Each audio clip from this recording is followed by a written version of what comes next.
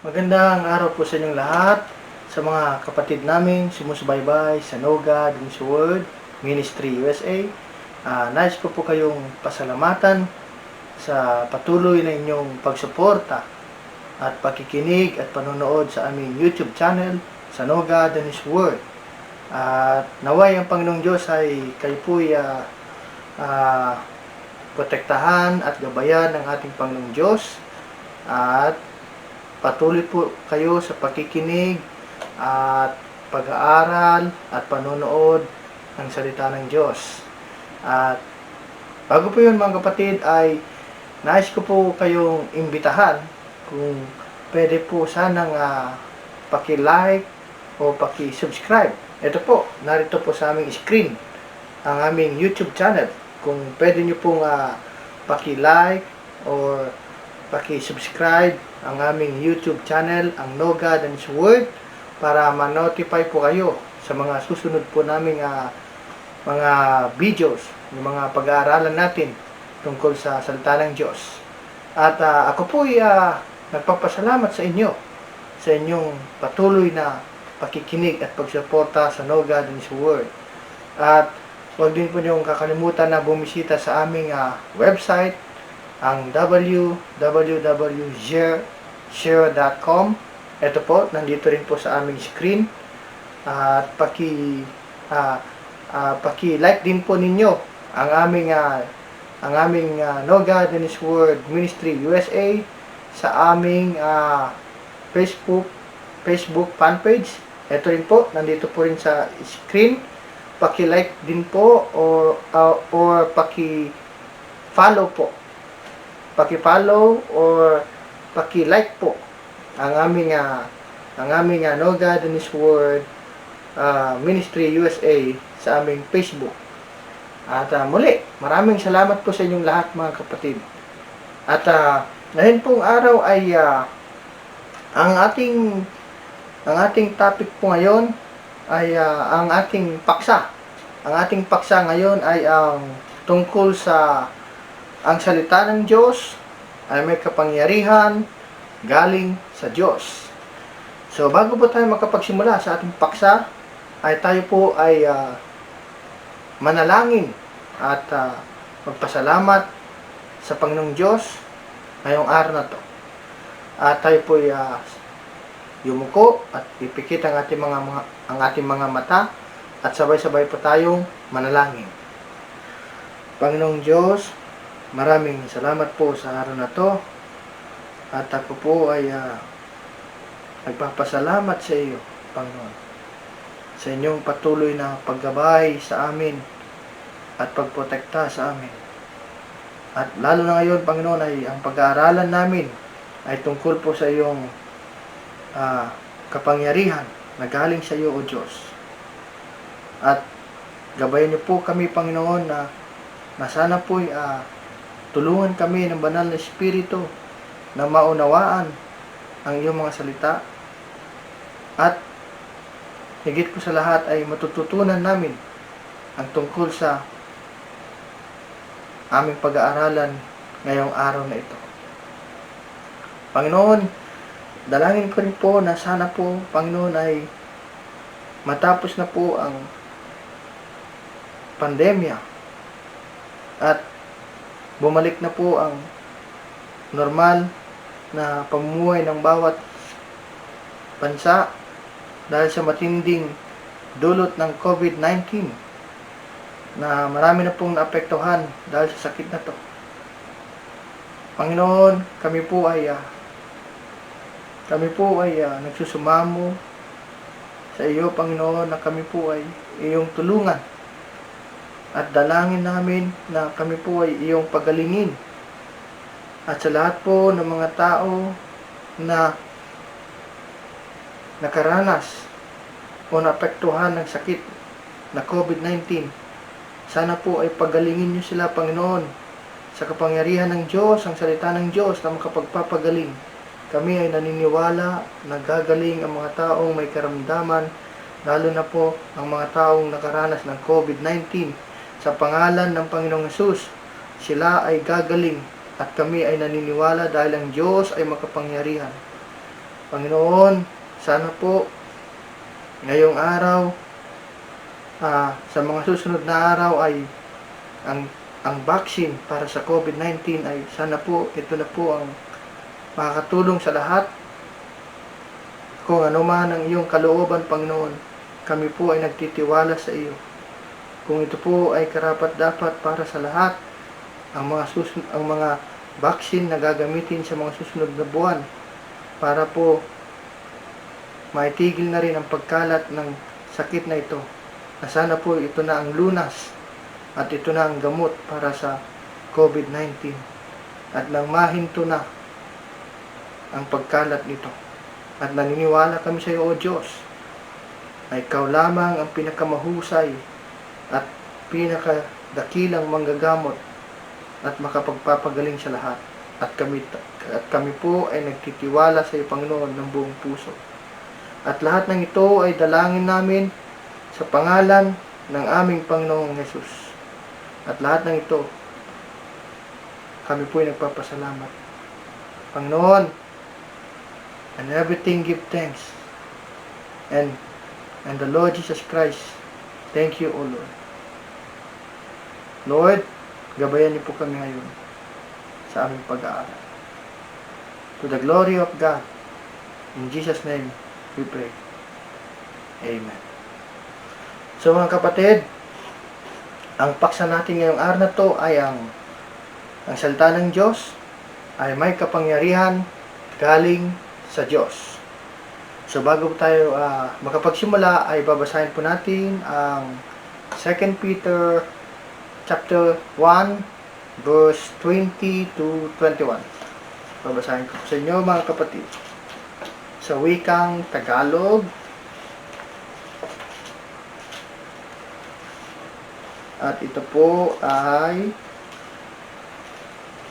ang 2 Peter chapter 1 verse 21.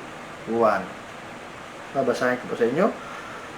Magsimula po tayo sa verse 20 na maalaman muna ito ng alinmang hula ng kasulatan ay hindi nagbuhat sa sariling pagpapaliwanag.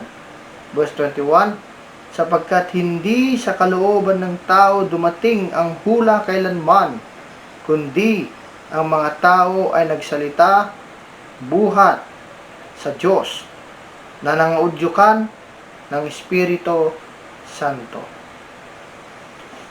So mga kapatid, ngayong nalaman nyo ang tungkol sa salita ng Diyos na nagbibigay ng buhay at nagliligtas ng buhay. Kung naalala nyo po nung last week ay napag-aralan natin yung tungkol sa Verbo na siya mismo ay si Jesucristo na nagkatawang tao at ibinigay niya ang buhay para sa atin at higit po sa lahat siya po ay nagliligtas. Ang salita ng Diyos na nagliligtas sa buhay ng tao, yun mismo ang Verbo na yon na si Jesucristo na nagkatawang tao para tayo po ay tubusin at magkaroon ng buhay na walang hanggan. Yun po yung topic natin nung nakaraang linggo. So ngayon naman po mga kapatid ay kung nalaman po natin nung nakaraan ang tungkol sa salita ng Diyos na nagbibigay buhay at yun mismo ay ang Panginoong Jesucristo, ang Verbo na nagkatawang tao, ngayon naman ay dapat din natin malaman ang kapangyarihan ng salita ng Diyos na ito ay galing mismo sa Diyos. Tunay na ang salita ng Diyos ay makapangyarihan nang likhain ng Diyos ang sanlibutan at sangkatauhan at sa pamamagitan ng kanyang salita na nagmula sa kanyang bibig at ito ay ang tinatawag na Verbo. At anong Verbong pong iyon ay ang Panginoong Jesucristo. Yun po yung pinag-aralan natin nung last week. At ngayon po, at ang Espiritu ng Diyos ang kumilos upang likhain ng lahat ng bagay na ginawa ng Diyos. ang salita ng Diyos, ang pinagmulan ng lahat, mula sa simula ng paglikha hanggang sa dumating ang anak at siya mismo ang berbo na nagpakilala sa atin at para maisakatuparan ng Diyos at upang malaman din natin na ang salita ng Diyos ay may kapangyarihan na galing mismo sa Kanya, galing mismo sa Diyos. So ngayon mga kapatid, ay tatalakayin natin ang tungkol sa kapangyarihan ng Diyos. At ito ang una nating pag-aaralan. So, ito pong tanong mga kapatid. Ano ang kapangyarihan ng salita ng Diyos at saan galing ito? Ito po mga kapatid, ang sagot. Ang banal na Espiritu ang kapangyarihan ng Diyos at ang kanyang mga salita. Ang tatlong persona ng Diyos ay nagsama sa paglikha ng sanlibutan. Ang Diyos Ama ang may akda ng paglikha at ang Diyos Anak ang pinagmumulan ng paglikha at ang Diyos Espiritu Santo ay, take note po, ang Diyos Espiritu Santo ay ang kapangyarihan ng paglikha. Siya ang kumikilos mula sa paglikha. Ito po ay ayon sa Genesis chapter 1 verse 2. At hanggang sa pagpapabanal niya sa mga taong nagsisi at tumanggap sa anak ng Diyos at sa pagtubos at hanggang sa pagbabalik ni Kristo Jesus. Ang banal na Espiritu ay ganap na Diyos. Siya rin po ay isang Diyos. Ito ay ayon sa Acts chapter 5 verse 3 hanggang 4. Mayroong lahat ng mga katangian siya na katulad sa katangian ng Diyos. Nakikilahok sa lahat ng mga gawa at salita ng Diyos at lubos na nakaayon sa Ama at sa Anak. Siya ay kasing banal ng Ama at Anak at siya rin ay mapagmahal at may kagandahang loob katulad ng sa Anak. At siya rin ay malakas at makapangyarihan katulad ng sa Ama at Anak. At dapat din siyang sambahin ng buong buo katulad ng Ama at ang Anak. Ang kapangyarihan ng banal na Espiritu, ang kapangyarihan ng Diyos. Ang Espiritu ay Espiritu ng Diyos. Ito po ay ayon, balikan po natin uli yung Genesis chapter 1 verse 2. Meron din po sa 1 Corinthians chapter 2 verse 11. At meron din po sa Job chapter 33 verse 4. Ulitin ko po, 1 Corinthians chapter 2 verse 11 at Job 33 verse 4. At ang Espiritu ay Espiritu din ng Panginoong Hesukristo. Ito ay makikita din natin sa Romans chapter 8 verse 9 at 1 Peter chapter 1 verse 11 na nagpakita sa buong banal na kasulatan bilang isang nilalang at kung kanino na ipakita ang mga dakilang gawa ng kapangyarihan. Ang kanyang kapangyarihan ay unang nakita sa pagpapakita ng paglikha, sapagkat sa pamamagitan ng kanyang kapangyarihan, ang sanlibutan ay nilikha. At ito ay makikita natin sa Genesis chapter 1 verse 1 to 2, Job chapter 26 verse 13. Pinalakas din ng banal na Espiritu ang mga tao sa lumang tipan upang isakatuparan ang kalooban ng Diyos. Nang magkagayoy, kinuha ni Samuel ang sungay ng langis at pinahiran siya sa gitna ng kanyang mga kapatid. At ang Espiritu ng Panginoon ay makapangyarihan. Sumakay David mula sa araw na iyon hanggang sa harapin. Gayon, bumangon si Samuel at napasarama. Makikita ito sa libro ni 1 Samuel chapter 16 verse 13.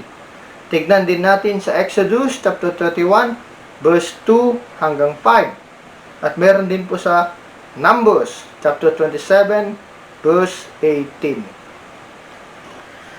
So mga kapatid, ngayon naman po ay tatalakayin natin kung sino ang may akda ng salita ng Diyos. Who is the author of the scriptures, the word of God? Sino po ang may akda ng salita ng Diyos? Sino po siya? Who is the author of the scriptures, the word of God? Ito po ang sagot, mga kapatid.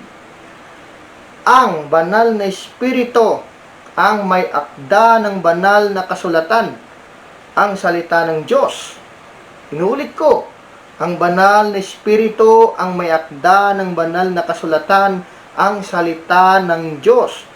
Ang mga sumulat sa libro ay walang kapangyarihan at sila ay nagsasalita mula sa Diyos. Pinakikilos ng banal na Espiritu ang mga sumulat nito, katulad ni Pedro, katulad ni Juan at ni Pablo at ang mga iba pang mga apostol. At ayon kay Pedro sa 2 Peter chapter 1 verse 21, yung binasa ko po kanina, at ang sabi, sapagkat hindi sa kalooban ng tao dumating ang hula kailanman, kundi ang mga tao ay nagsalita buhat sa Diyos na nangaudyukan ng Espiritu Santo. Mga kapatid, nangungusap mula sa Diyos at sa pag-udyok ng banal na Espiritu. Una, ito po mga kapatid, nagsalita sila mula sa Diyos. Ang mga manunulat, katulad ng mga apostol, ay sinasabi nila na hindi lamang mula sa kanilang sariling limitadong pananaw. Hindi sila ang pinagmumulan ng katotohanan na kanilang binibigkas. Ang mga ito ay ang daluyan at ang kanilang mga ibinibigkas ay mula sa Diyos. Inuulit ko mga kapatid, ang mga ito ang daluyan at ang kanilang mga binibigkas ay mula sa Diyos. So mga kapatid, ang katotohanan ay katotohanan ng Diyos. Ang kanilang kahulugan ay kahulugan ng Diyos. Pangalawa, hindi lamang ang kanilang sinasabi mula sa Diyos, kundi kung paano sila nagsalita. Ito ay nangaudyukan ng banal na Espiritu. Ang mga tao na pinakikilos ng banal na Espiritu ay nagsasalita mula sa Diyos. Hindi lamang inihayag ng Diyos ang katotohanan sa mga manunulat ng banal na kasulatan, at pagkatapos ay lumisan sa pag-asang maaari nitong ipabatid ito ng tumpak. Sinabi ni Pedro na sa mismong pagsasabi nito ay dinala sila ng banal na Espiritu. Ang pagsasagawa ng Biblia ay hindi naiwan sa mga kakayahan lamang ng tao sa komunikasyon. Ang banal na Espiritu mismo ang nagsagawa ng lahat ng ito para matapos at maisulat ang salita ng Diyos. Ito po yung banal na kasulatan, the Bible. Ang banal na Espiritu ang may akda. Siya po ang may akda ng banal na kasulatan at hindi po sa tao, sapagkat walang kakayahan upang maisulat ito. Ang banal na Espiritu ang may kakayahan na gawin at isulat ito dahil siya ang may akda at ang sumulat nito. Mga kapatid, ang salita ng Diyos ay nangangahulugang higit sa nakalimbag na mga salita sa isang pahina. Ang Diyos ay isang tagapagbalita at nagsasalita sa lupain ng tao mula pa noong pasimula. Nangungusap siya sa pamamagitan ng kanyang paglikha. Ito po ay sa Psalms chapter 19 verse 1, sa pamamagitan ng mga sinaunang propeta. Ito po ay sa Hosea chapter 12 verse 10, sa mga Hebrews chapter 1 verse 1, sa pamamagitan ng banal na Espiritu, John chapter 16 verse 13 at Acts chapter 16 verse 6, sa pamamagitan ng banal na kasulatan, Hebrew chapter 4 verse 12, at sa pamamagitan ng persona ng kanyang anak, si Jesucristo, John chapter 14 verse 9. Matututuhan nating kilalanin ang Diyos ng higit sa paghahangad na marinig siya sa lahat ng paraan na nagsasalita siya. So mga kapatid, ang banal na Espiritu ay nagbibigay kapangyarihan sa ganap na pakikipag-sapalaran sa kanyang ministeryo ng pagbibigay liwanag. Binibigyan ng kapangyarihan ng banal na Espiritu ang kanyang salita upang ito ay lumaganap.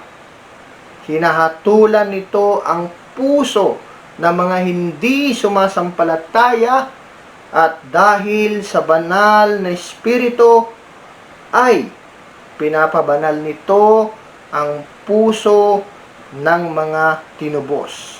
Ulitin ko mga kapatid, binibigyan ng kapangyarihan ng banal na Espiritu ang kanyang salita upang ito ay lumaganap. Hinahatulan nito ang puso ng mga hindi sumasampalataya, at dahil sa banal na Espiritu ay pinababanal nito ang puso ng mga tinubos. Makikita natin to sa 2 Thessalonians chapter 2 verse 13. So mga kapatid, ngayong nalaman po ninyo ang tungkol po sa kung sino po ang may akda ng banal na Espiritu. Kung sino po ang may akda ng banal na kasulatan. At ang may akda po ay ang banal na Espiritu.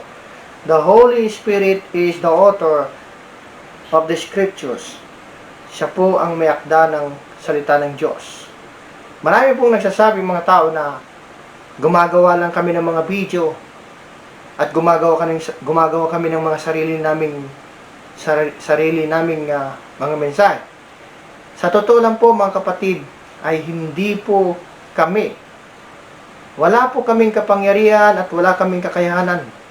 Kundi ito po ay nangaudyukan ng banal na Espiritu. Sa pag-udyok ng banal na Espiritu at paggabay at ang paggabay ng banal na Espiritu sa amin. Kaya po namin nasasabi at napapaliwanag sa inyo ang tungkol sa aming mga mensahe, dahil po ang banal na Espiritu po ang nangungusap sa inyo. Dahil siya po ang may akda ng salita ng Diyos, at siya po ay makapangyarihan. Sa kanya po nagmumula ang kapangyarihan ng salita ng Diyos. Kung tutusin po, ako po ay wala po akong kapangyarihan, wala po akong kakayahanan. Kahit ano po, wala po akong kakayanan, kundi sa banal na Espiritu. Sa kanya po kami nakatangan, dahil siya po ang gumagabay sa amin, at siya po ay patuloy na siya po ay tumutulong sa amin. Tinutulungan po kami ng banal na Espiritu at sa kanyang pag-udyok sa amin. At lahat po ng mga pastor na nagbibigay sa inyo ng mensahe ay ang banal na Espiritu. Siya po ang nangungusap sa inyo. At higit po sa lahat, Siya po ay isang makapangyarihan na Diyos, katulad ng sa Diyos, Ama at Anak. At inuulit ko po mga kapatid, ang mensahe na pinapaliwanag namin sa inyo, ito po ay galing sa Diyos. Galing sa Kanya mismo ang banal na Espiritu. Bakit po? Dahil siya po ang may akda ng salita ng Diyos. Siya po mismo ang may akda nito. Siya po ang sumulat nito. Kami po, wala po. Kami lang po ay nangodyukan ng banal na Espiritu kung bakit na ipapaliwanag po namin sa inyo ang lahat ng mga turo tungkol sa salita ng Diyos. Hindi po ito gawa-gawa o kahit anuman. Ito ay sa pagsasaliksik at pag-aaral ng salita ng Diyos dahil po mismo sa pagturo at paggabay at pag-udyok ng banal na Espiritu sa amin. Kaya po namin na ipapaliwanag sa inyo ng mabuti ang tungkol sa salita ng Diyos. Kaya purihin natin ang banal na Espiritu dahil siya po mismo ang may akda nito at siya po ang gumagabay sa amin. Kaya nais ko lang pong ibahagi sa inyo yon, mga kapatid.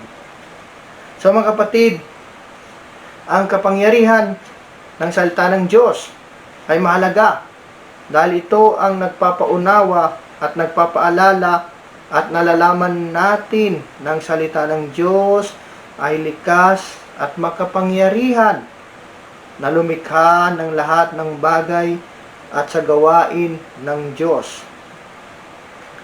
At ito ay nagsasabi sa iyo na tunay na ang Diyos ay makapangyarihan at walang katulad.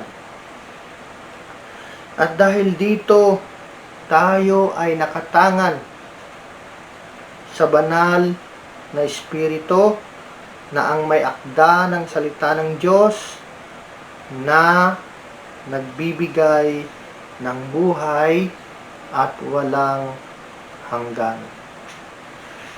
So mga kapatid, bago po tayong pangukas,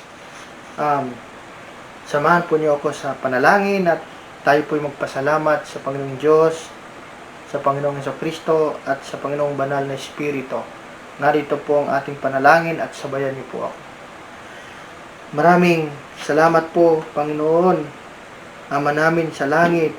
Maraming salamat po.